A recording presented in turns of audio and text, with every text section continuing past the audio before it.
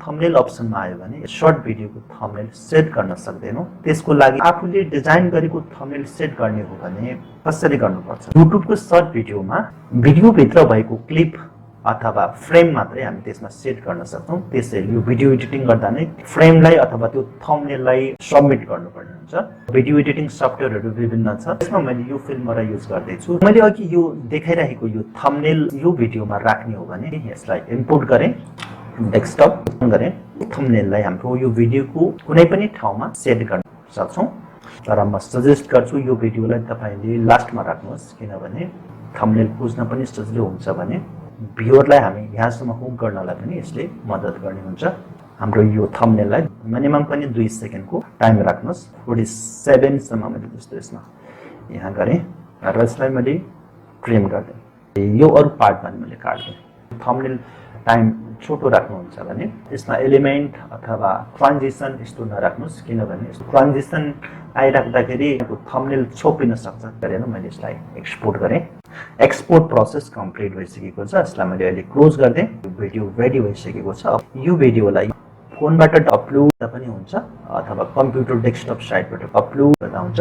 अपलोडमा कुनै पनि फरक पर्दैन। मैले यसलाई अहिले डेस्कटप कम्प्युटरबाट अपलोड गरिदिन्छु। क्रिएटमा गएँ, यो त तपाईँलाई पनि थाहा छ, अपलोड भिडियोज। यसमा अपलोडिङ हुँदैछ मेरो भिडियो। यसलाई मैले नेक्स्ट गरिदिएँ।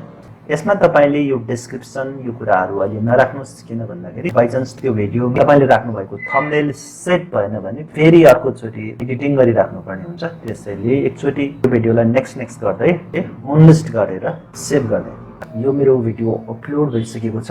अब म थम्बनेल सेट गर्नको लागि बाँकी भने फेरि फोनबाट देखाउँछु। युट्युब एप ओपन गरेँ, राइट साइडको बटम कर्नरमा यसमा तपाईको च्यानलमा क्लिक गर्नुहोस्। यसमा मेरो ज्ञानमाला भन्ने यो च्यानल छ, यसको नाममा क्लिक गर्नुहोस्। यसमा म्यानेज भिडियो लेखिराखेको छ, यो म्यानेज भिडियोमा क्लिक मार्नुहोस्। यसमा आइसके पछाडि यहाँ देखाउँदैछ भर्खर अपलोड गरेको भिडियो र यो भिडियोको राइट साइडमा 3 डट देखिरहेको छ, यो 3 डटलाई क्लिक गर्नुहोस्। यसमा एडिट देखाइरहेको छ, यो एडिटलाई क्लिक गर्नुहोस्।